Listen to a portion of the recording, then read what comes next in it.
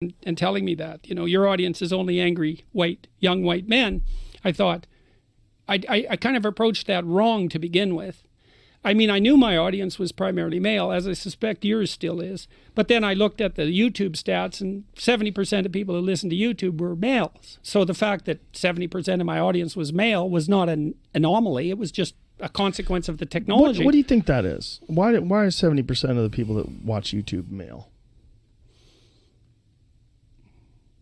Does that make any sense? Women are more interested in fiction than nonfiction, and men are opposite to that. So if you look at book buying preferences, for example, women tilt towards fiction and men tilt towards nonfiction. And if you want to know why that is, it's because the most reliable difference that psychologists have ever found between men and women, the biggest difference, is interest.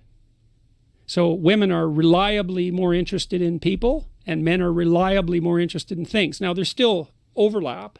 It's one standard deviation, which is a big difference. But that isn't to say no women are interested in things, because some are, and no men are interested in people, because some are. Like, I'm a man who's more interested in people than things. That's why I'm a psychologist. I actually have a relatively feminine personality structure because I'm pretty high in negative emotion and I'm pretty high in agreeableness. And that's the typical feminine structure. And that's an interesting discussion to have too, because, we have this idea in our culture that you can be a woman born in a man's body. And that's not true. But you can definitely be a man with a feminine personality structure. Like 10% of men are as feminine in their personality as the average woman is. And vice versa. 10% of women are as masculine in their personality as the average man is. Now, you can move those boundaries around and say, well, it's 5% and 40 or something. It doesn't matter. But the point is, there's plenty of men who are as feminine in their personality as the average woman. That doesn't mean they're in the wrong body. It just means that men and women are more alike than different, even though they are different, and that there's a huge range within both genders. And we need to know this. So what do you think is happening with trans people then? Well, there's a lot of different kinds of trans people. Okay, trans men, or excuse me, trans women, men to female.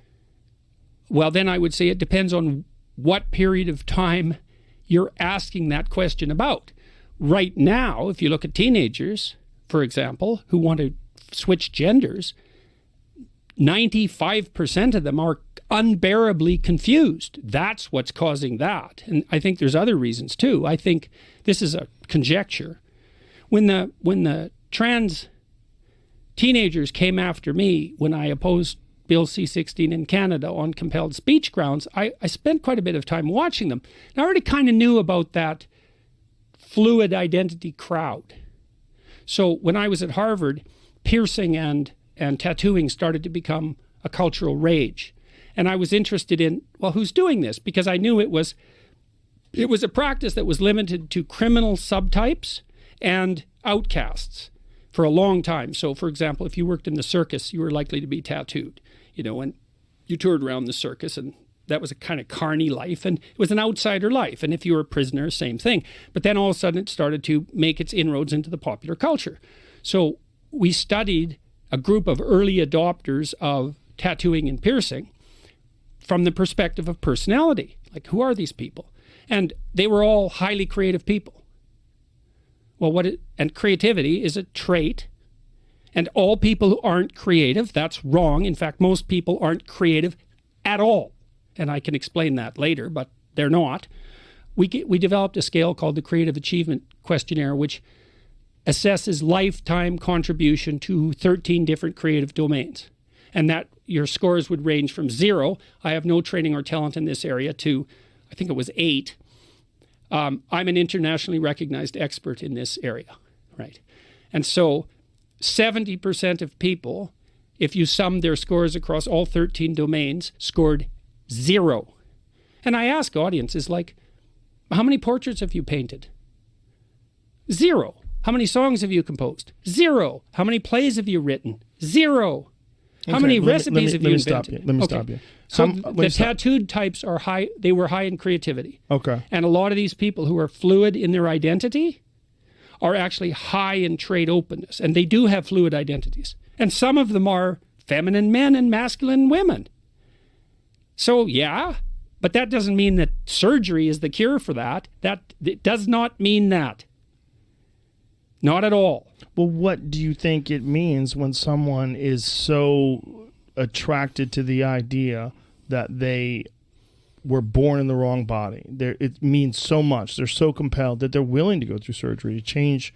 God, it means all sorts of things. I knew a kid in Toronto who was on the autistic spectrum, and a lot of the people who are manifesting serious issues with gender identity are on the autistic spectrum. This is like Abigail Schreier's work rapid onset gender dysphoria amongst women. Yeah, well, that's a different thing, the rapid onset. That's more like, so part of the reason I objected to Bill C-SOC 16 to begin with was because I knew full well as a clinician that as soon as we messed with fundamental sex categories and changed the terminology, we would fatally confuse thousands of young girls. I knew that because I knew the literature on psychological contagion.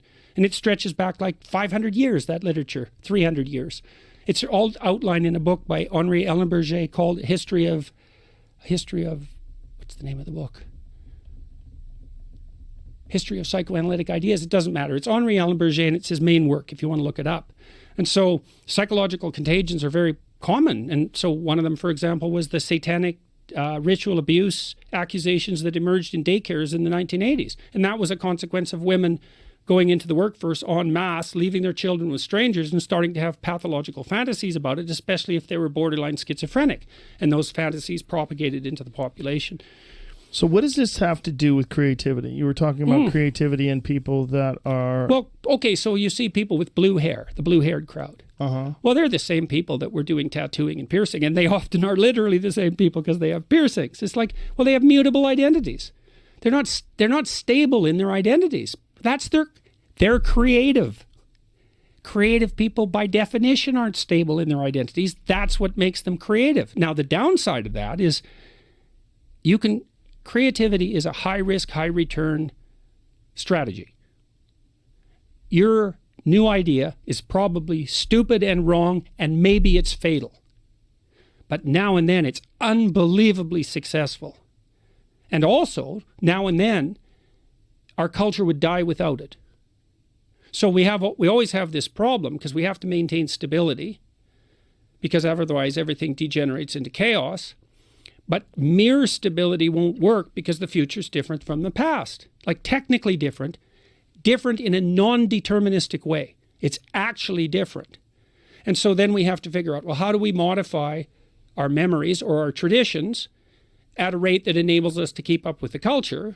And the answer to this is, in part, we let creative people play multiple games on the fringe, and some of them are radically successful, and then we copy them.